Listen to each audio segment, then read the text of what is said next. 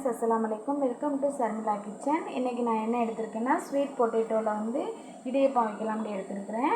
அதுக்கு வந்து நான் ஸ்வீட் பொட்டேட்டோ நல்லா அவிச்சு அது தோலை எடுத்துட்டு மசிச்சு வச்சுருக்கிறேன்.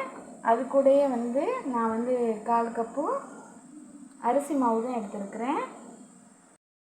நான் கையிலையே நல்லா மசிச்சுக்கிட்டேன், கட்டி இல்லாமல் நல்லா மசிச்சு எடுத்துக்கோங்க. அது கூடயே நம்ம எடுத்து வச்சுருக்கிற அரிசி மாவு சேர்த்துக்கிடுவோம். கூடயே கொஞ்சமாக உப்பு சேர்த்துக்கிடுவோம். சேர்த்து நல்லா மிக்ஸ் பண்ணி விட்டுட்டு கடைசியாக கொஞ்சமாக வந்து நெய் தான் சேர்த்துக்கிறேன். நல்லா கொதி வந்து ஆறின தண்ணி லைட்டாக கொஞ்சமாக எடுத்துக்கிட்டால் போதும். கையில் ஊற்றி லைட்டாக மாவு பிசைஞ்சுக்கோங்க. அவ்வளோதான் ஃப்ரெண்ட்ஸ். அது கூடயே இந்த மாதிரி உருண்டை பிடிக்கிற அளவுக்கு தண்ணி ஊற்றி சேர்த்துக்கிட்டா போதும். ரொம்ப தண்ணி ஊற்றினோம்னா மாவு வந்து தண்ணி ஆயிரும்.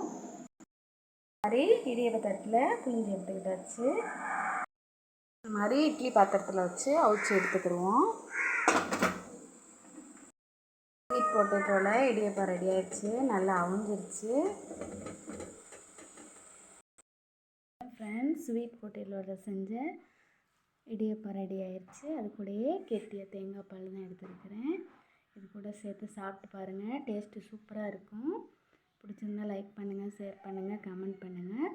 மறக்காமல் சப்ஸ்கிரைப் பண்ணிடுங்க. தேங்க்யூ ஃபார் வாட்சிங்.